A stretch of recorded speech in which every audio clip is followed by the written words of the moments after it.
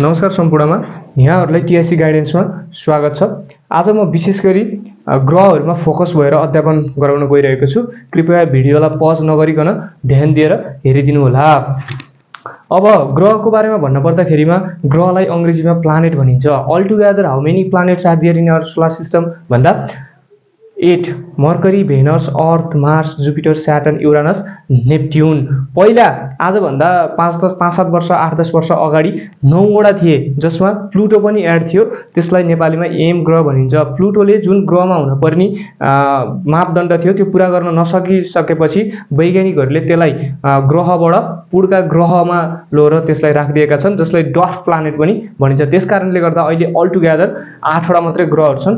ग्रहहरू पनि एउटा इनर प्लानेट र अर्को आउटर प्लानेट गरी डिभाइड गरेर हेर्न सकिन्छ। इनर प्लानेटमा के पर्छन् भन्दा मर्करी, भेनस, अर्थ, मार्स पर्छन् भने आउटर प्लानेटमा जुपिटर, स्याटर्न, युरानस, नेप्ट्युन। म सबैको बारेमा डिटेलमा डेप्थमा गएर अध्यापन गराउने छु, तर आजको भिडियोमा भने म मर्करी र भेनस रिलेटेड विषयवस्तुहरूमा बढी फोकस्ड हुनेछु। त्यसकारणले गर्दा ध्यान दिएर भिडियोलाई हेरिदिनु होला।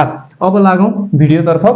मर्करीको फिचर हेर्न पर्दाखेरिमा यसको फिचरहरू धेरै छन्। सबै कुराहरू अध्ययन गरेर साध्य पनि लाग्दैन। एउटा इन्फर्मेसन भनेको समुद्रमा जति बालुवा हुन्छन् त्योभन्दा धेरै त इन्फर्मेसन छन्। सबै इन्फर्मेसन हामीले ग्र्याब गर्न सकिँदैन। एक महत्त्वपूर्ण इन्फर्मेसनहरू चाहिँ मिस गर्न भएन। त्यसकारणले गर्दा एकदमै महत्त्वपूर्ण विषयहरू जुन चाहिँ मर्करीसँग अट्याच छन् त्यसबारेमा म अध्यापन गराउने छु। मर्करीको सबैभन्दा फर्स्ट फिचर हेर्न पर्दा यसको कलर खैरो रङको छ। यसको रङ खैरो कलरको छ। यो चाहिँ ठ्याक्कै हामीले यहाँबाट हेर्दाखेरिमा मर्करीलाई कस्तो देखिन्छ भन्दा एउटा चट्टानमा धुलो लागेको जस्तो देखिन्छ। बाहिर धुलोबाट एउटा चट्टानलाई ढाकेको जस्तो देखिन्छ। सो इट इज कल्ड खैरो प्लानेट। उपग्रह नभएको ग्रह मर्करी र भेनस मात्रै त्यस्तो ग्रह हो जसमा उपग्रह छैन। अरू सबैमा उपग्रह छ। यो दुईटामा उपग्रह छैन। इक्जाममा आउँछ उपग्रह नभएको ग्रह कुन हो? Mercury, Venus, Earth, Mars, Jupiter, स्याटर्न आउन सक्छ। त्यसमा के लेख्न पर्यो भन्दा मर्करी र भेनस लेख्न पर्यो। अरूमा सबैमा उपग्रह हुन्छन्। Morning star, messenger of God र स्विफ्ट प्लानेट भनेर पनि चिनिने। मर्निङ स्टार किन भन्ने होला भन्दा हामीले पृथ्वीबाट आकाशमा बिहानको समय सबैले उठेर हेरियो भने यसलाई आकाशमा चम्किरहेको देखिन्छ। त्यसकारणले गर्दा यसलाई मर्निङ स्टार भनियो। अब मेसेन्जर अफ गड चाहिँ किन भनियो भन्दा पुराना कथाहरूमा यसलाई भगवानको सन्देशका रूपमा पनि लिगिने गरिन्थ्यो। So it is called messenger of God. त्यसै गरी यसलाई स्विफ्ट प्लानेट पनि भनेर भन्ने गरिन्छ। एक भाग अत्याधिक चिसो र अर्को भाग अत्याधिक तातो हुने ग्रह। यसको एउटा भाग अत्याधिक चिसो हुन्छ भने एक भाग अत्याधिक तातो हुन्छ। एक्सट्रिम हट र एक्सट्रिम कोल्ड हुने ग्रह हो। किन एक भाग तातो हुन्छ भन्दा यो चाहिँ जहिले पनि एउटा भाग चाहिँ सूर्यतिर फर्किरहन्छ भने एउटा भाग सूर्यको ट्याक्कै अपोजिटतिर फर्किरहेको हुन्छ। जुन भाग सूर्यतिर फर्किएको हुन्छ त्यो भाग अभियसली बढी सूर्यको रेडिएसन किरण पर्ने हो, त्यसले गर्दा तातो हुने हो। पछाडि परेको भाग त ओजेलमा पर्ने हो, त्यसकारणले गर्दा त्यो भाग एक्सट्रिमली कोल्ड हुन पुग्छ। अक्षय भ्रमण गर्दा सधैँ एउटा भाग सूर्यतिर फर्किरहने ग्रह। मैले प्रिभियसली पनि भनिसकेँ, अलरेडी मैले भनिसकेँ कि एक भाग अत्याधिक तातो हुने ग्रह भनेर। सबैभन्दा छोटो वर्ष भएको ग्रह। अब पृथ्वीमा एक वर्षमा कति दिन हुन्छ भन्दा 365 डेज हुन्छ, जुन चाहिँ पृथ्वीले सूर्यलाई एक वर्षभरि परिक्रमण गर्न लाग्ने समय हो। तर यसले मर्करीले चाहिँ एक वर्ष मर्करीले सनलाई रोटेसन गर्न लगाउने समय यसले चाहिँ मर्करीलाई भ्रमण गर्न लगाउने समय कति हुन्छ भन्दा जम्मा 88 दिनको हुन्छ। यानि कि एक वर्षमा जम्मा मर्करीमा 88 दिन हुन्छ, जसले गर्दा मर्करीलाई सबैभन्दा छोटो वर्ष भएको ग्रह भनेर पनि चिन्ने गरिन्छ। अब सबैभन्दा लामो वर्ष भएको ग्रह कुन हो त भनेर फेरि कन्फ्युजन होला। यसको बारेमा कन्फ्युजन हुनु परेन। सबैभन्दा लामो वर्ष हुने ग्रह भनेको नेप्ट्युन हो, वरुण ग्रह हो। वायुमण्डल नै नभएको ग्रह। हेर्नु कस्तो इन्ट्रेस्टिङ कुरा आयो। वायुमण्डल न हावा छ न पानी छ। त्यसकारणले गर्दाखेरिमा मर्करीमा जीवन असम्भव भएको हो। हाम्रो अर्थमा सबै कुराले फेभरेबल छ, जस्तै यहाँ उपयुक्त हावा छ, पानी छ, जसले गर्दा मानव जीवन बसोबासको लागि फेभरेबल सुइटेबल मानिएको छ भने यसमा वायुमण्डल नै छैन। त्यसकारणले गर्दा यहाँ जीवन कहिले पनि सम्भव छैन। न प्लान्ट ग्रो हुन सक्छ यहाँ, न मान्छे एक्जिस्ट हुन सक्छ। अबको हाम्रो विषयवस्तु रहेको छ भेनस, यानि कि शुक्र ग्रह। मर्करी ग्रहको अघि नै हामीले अध्ययन गरिसकेका छौँ भने अब भेनस ग्रहको बारेमा थोरै जानकारी म दिन गइरहेको छु। Morning and evening. अब यसको फिचरहरू हेर्नुपर्दा मोस्ट इम्पोर्टेन्ट फिचर हो, यो त छुटाउनै हुँदैन।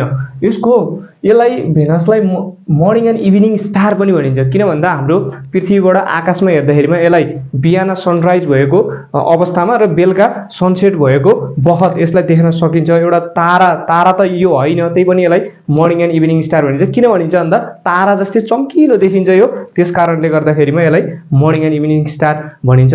हामीहरूले पनि घरमा बसेर बिहान सनराइज हुने बखत र बेलुका सनसेट हुने बखतमा हेरियो भने यसलाई आकाशमा चम्किरहेको देख्न सकिन्छ। मिस्ट्री प्लानेट भनिन्छ यसलाई। वैज्ञानिकहरूले धेरै खोज अनुसन्धान गर्न खोजिरहेका छन्, खोजेका पनि छन्, तर अधिकांश कुराहरू यसमा लुकेका छन्, अझै पनि रहस्यमय छन्। त्यसकारणले गर्दा यसलाई मिस्ट्री प्लानेट पनि भनिन्छ। Goodness of love and beauty, रोमनका केही धर्मका कथाहरूमा यसलाई गडनेस अफ लभ एन्ड ब्युटीका नाम पनि त्यहाँ दिएको पाइन्छ।